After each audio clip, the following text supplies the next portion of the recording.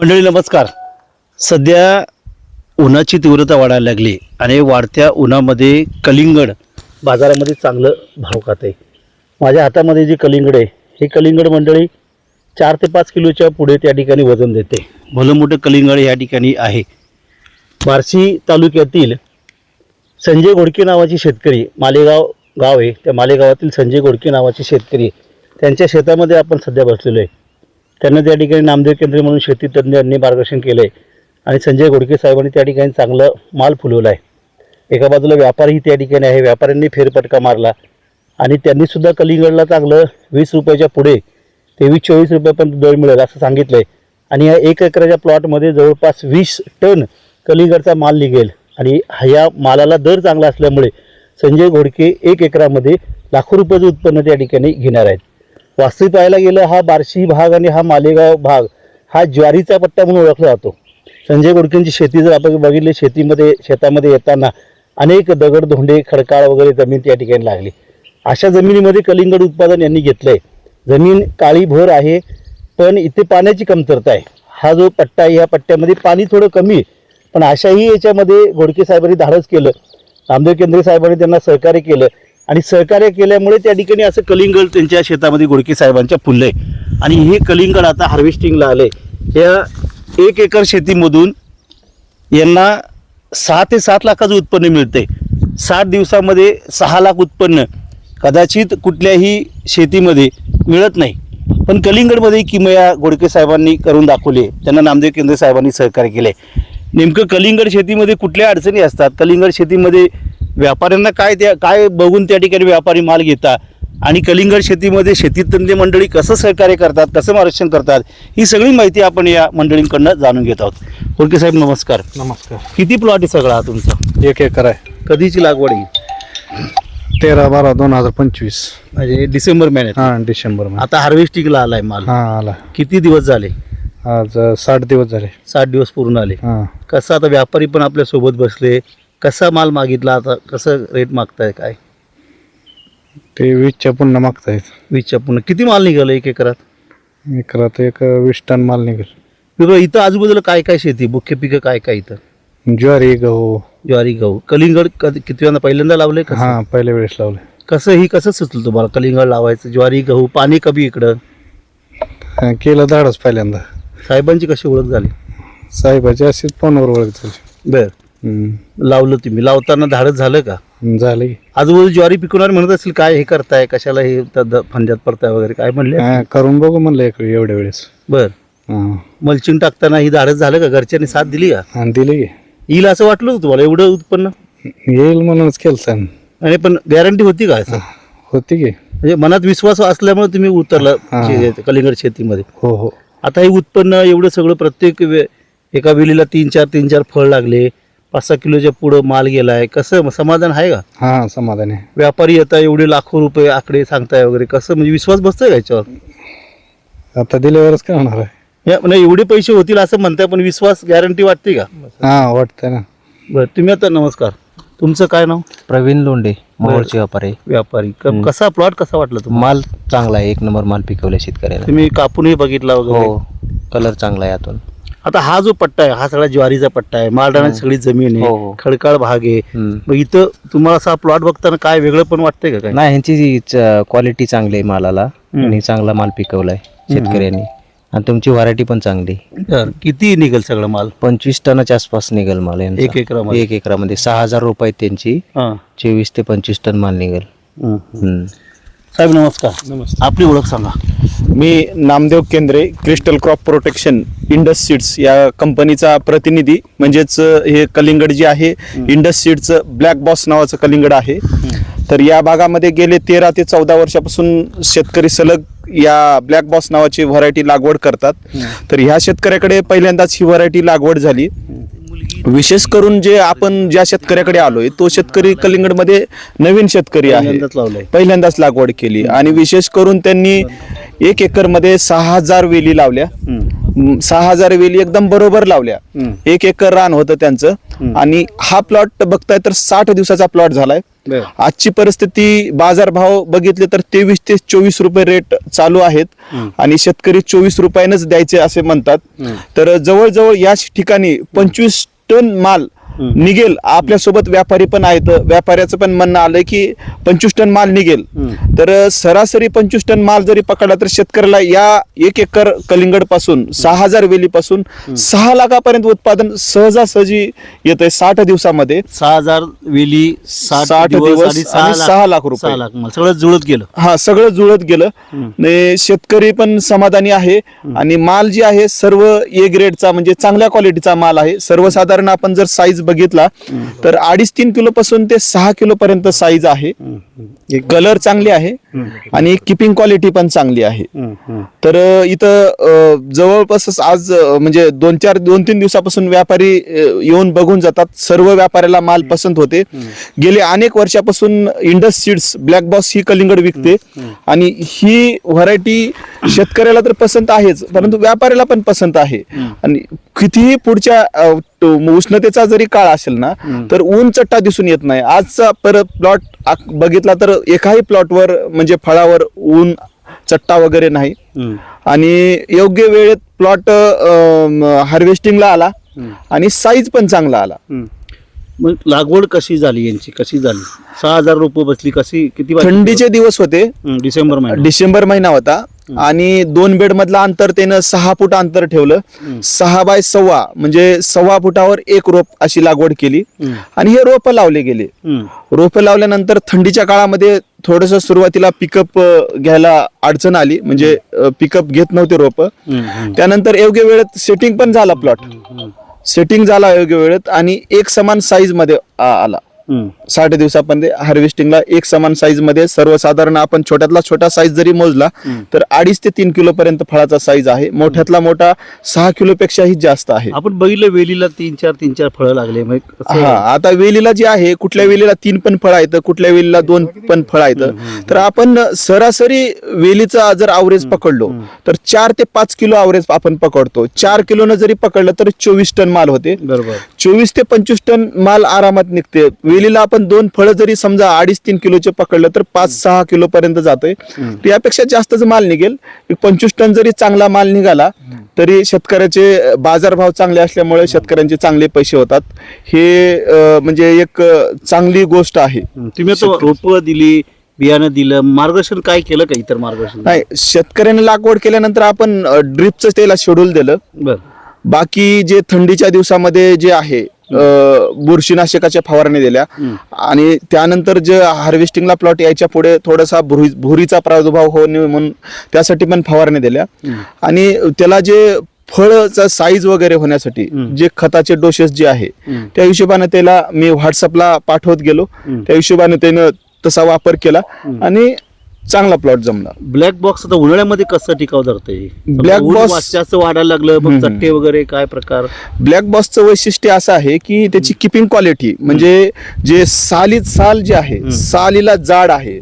सालीला जाड असल्यामुळे जे आहे जे व्यापाऱ्याला लांबच्या पल्ल्यासाठी माल नेऊन विक्री करण्यासाठी चांगली गोष्ट आहे. म्हणजे फळ खराब होत नाही. त्यासाठी किपिंग क्वालिटी जी आहे ते चांगली आहे साल जाड असल्यामुळं. त्यामुळं दुसरा जे प्लस पॉइंट आहे ऊन चट्टा जे आहे. तुमचं जर 38-40 डिग्री सेल्सिअस जरी तापमान गेलं तरी ऊन चट्टा दिसून येत नाही. आजच्या परिस्थितीत जर बघितलं ह्या प्लॉटमध्ये एका सिंगल फळाला सुद्धा ऊन चट्टाचा प्रादुर्भाव झालेला नाही. सगळं फळ असं हिरवगार. हो, एकदम फळ काळ्या पाटीचं व्यवस्थित आहे. याची लागवड कधी करायची असते? आता यांनी डिसेंबर मध्ये लावलं, आता अजून चान्स आहे का लागवडीला? नाही, आता कलिंगड म्हणल्यानंतर आपल्या पश्चिम महाराष्ट्रात जे आहे वर्षभर कलिंगड पिकवलं जातो. काही सीझन शेतकऱ्याला थोडस त्रासदायक आहे. पावसाचे दिवस असतात, थंडीचे दिवस असतात. हे दिवस थोडस शेतकऱ्यासाठी त्रासदायक आहेत. परंतु निचरा जमीन जर असेल तर पावसाळ्याच्या दिवसामध्ये लागवड करू शकतो. आता यांचं आज उद्या समजा हार्वेस्टिंग झालं तर परत लगेच रिपीट करेल तर? हो, सेकंड बेड त्याच बेडवर पण सेकंड कलिंगडची लागवड करता येईल किंवा जरी परत रान तयार करून जरी लावायचं म्हणलं तर लावता येईल, काही प्रॉब्लेम नाही. चांगला हंगाम कुठला शक्यतो? चांगला कलिंगड लागवडसाठी हंगाम नोव्हेंबर दर असतो म्हणून लोक उन्हाळ्यात जास्त लावतात, पण नंतर नाही कलिंगड तसं वर्षभर करायला पाहिजे. जर आपल्या भागामध्ये पाऊस काळ जर कमी असेल तर तुम्ही पावसाच्या दिवसात जून जुलैला पण लागवड करू शकतात. आणि पावसाचा प्रमाण जर जास्त असेल तर त्या भागामध्ये शेतकऱ्यांनी थांबायला पाहिजे. कलिंगड त्या पिरियडला लावायला नाही पाहिजे. बरेच लोक तुम्ही आता कंपनी सांगते, लोक स्वतःचे बी काही शेड्यूल वापरतात, खर्च भरमसाठ करतात, उत्पन्न आता यांना निघालं पण काही काही निघत नाही. मग अशा लोकांना काय सांगाल तुम्ही? नाही, ह्यामध्ये कसं असते, तुम्ही बियाण्याची लागवड किंवा रोपाची लागवड केल्यानंतर जे दुसरा जे विषय आहे, शेवटपर्यंतचा विषय आहे, ते पाणी व्यवस्थापन. ते पाणी व्यवस्थापन आहे जे आहे ते शेतकऱ्याच्या शेतावर डिपेंडेंट असते. म्हणजे एखाद्या शेतकऱ्याची जमीन काळी असेल, एखाद्या शेतकऱ्याची जमीन हलकी असेल, मध्यम असेल, तर त्या हिशोबाने पाणी दिलं पाहिजे. जर शेतकऱ्यानं अधिक प्रमाणामध्ये जर कलिंगड वेलवर्गीय पिकाला जर पाणी द्यायचं जर ठरवलं तर वेलाच्या जे मुळा जे आहेत लीच आउट होतात, म्हणजे मुळाची कार्यक्षमता थांबून जाते. त्यामुळं वेली थांबायला बघतात, तिथं डम्पिंग ऑफचा प्रॉब्लेम येते. तर हे पाण्याचं व्यवस्थापन शेतकऱ्यानं जरूर केलं पाहिजे. पाणी व्यवस्थापन करत असताना प्रत्येक शेतकऱ्याला प्रत्येक स्वतःची जमिनीचा आराखडा माहित असतो पाण्याचा, तर त्या हिशोबानं पाणी दिलं पाहिजे. तर साहेब म्हणताय गोडके साहेब पाणी व्यवस्थित द्या. मग तुमच्या इथं पाणी होतं का? मग कसं पाणी होतं ना, सुरुवातीला कसं दिलं पाणी? एक 10 मिनिटं 15 मिनिटं टप्प्याटप्प्यानं. हार्वेस्टिंग आलं, आता कसं देत आहे? आता एक 1.5 तास 2 तास. तुम्ही आता कलिंगडच्या मध्ये झेंडू पण लावलाय काय काय ठिकाणी, म्हणजे कशामुळे काय तरी? हे मधमाशी येण्यासाठी लावलाय. बर, फरक झाला का? ते जाणवलं का? हा, फरक जाणवला. बरं, आता याच्या अगोदर काय काय पिकवलं इथे राहणार? याच्या आधी सोयाबीन होते. किती व्हायचं उत्पादन? सोयाबीन एक 5 क्विंटल 6 क्विंटल. किती पैसे व्हायचे त्याचे? त्याचे किती 20,000 25,000 रुपये एकरामध्ये? हा, एक. आता एकरामध्ये 60 दिवसात 6 लाख. हा. मग कसं, म्हणजे काय समाधानी आहात का तुम्ही? हा, समाधान आहे. आजूबाजूची लोक ती ज्वारी पिकवणारी वगैरे येऊन बघत असतील की? हा, बघते ती ना. काय म्हणतात? करू म्हणते पुढल्या वर्षी. आणि समाधानी आहात तुम्ही? हा, समाधान. आता व्यापारी मंडळी बरेच काय होते कधी कधी, म्हणजे सगळेच व्यापारी नाही, काही काही व्यापारी माल घेतात, पुन्हा ऐन टायमाला कटिंगचा माल वेगळा, हा माल वेगळा, तो माल वेगळा, असं सरसकट वगैरे घेत नाही. अशा वेळेस आमचा शेतकरी परेशान होतो. कसं तुम्ही नियोजन कसं लावता? आम्ही शेतकऱ्यापासून 2 किलोपासून कटिंग घेतो. बरं. हां. तो त्यांना ते रेट दिलेला असतो. आम्ही रेट बोलूनच आम्ही त्यांना टोकन देतो. आम्ही लॉंग रूटसाठी हा माल घेऊन जातो. लॉंग रूटसाठी हा. कुठं तरी पाठवतो? तो आम्ही श्रीनगरसाठी पाठवतो. श्रीनगर, दिल्ली, आमच्या जिकडं ऑर्डर पडेल तिकडं माल जातो. शेतकऱ्यांनी काय, म्हणजे आता यांचा माल तर चांगला, कंपनी सहकार्य केले, चांगला माल आलाय. हो. शेतकऱ्यांनी काय काळजी घ्यायला पाहिजे? एक्सपोर्टच्या शेतकऱ्यांना फक्त साईज बनवली पाहिजे. किपिंग क्वालिटी, फक्त आळी वगैरे स्पॉट येऊ नये मालावरती, हे जपलं पाहिजे शेतकऱ्यांनी. याच्या व्यतिरिक्त काय जम्बो व्हायरस, तो आतापर्यंत मी सकाळपासून 10 प्लॉट बघितले, पण पुरेपुरे प्लॉट व्हायरसने गेलेले आहेत. व्हायरस, हा बरोबर. पूर्ण आपल्या पश्चिम महाराष्ट्रामध्ये व्हायरसने धुमाकूळ घातलेला आहे. शेतकऱ्यांचे बरीच नुकसान झालेलं आहे. बरं. हा. हा, चिकरडे, बार्शी तालुक्यात मी रोज असतो. रोज माल घेतो. रोज माझे 10 टायर 12 टायर लोडिंग होऊन जातात गाड्या रोज. आता इथं गोडके यांचा प्लॉट घेतला होता, अरुण गोडके. त्यांचा पण चांगला माल निघला.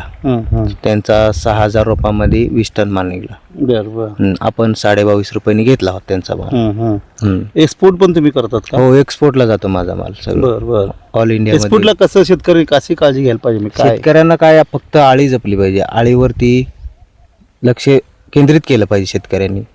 आणि व्हायरसचं प्रमाण प्लॉटमध्ये आलं नाही पाहिजे. व्हायरस महत्वाचा पॉईंट, व्हायरस व्यापाऱ्याला. ज्या प्लॉटमध्ये व्हायरस असेल त्या प्लॉटमध्ये व्यापारी येत नाही. ती व्हायरसची काळजी शेतकऱ्यांनी घेतली पाहिजे. मल्चिंग तुम्ही केलं, त्याचा फायदा झाला का मल्चिंगचा? हा, मल्चिंगचा फायदा झाला. काय काय झाला फायदा? तण कमी आलं, फळ जास्त डागील झालं नाही, त्यामुळे फायदा झाला. हा, फायदा झाला.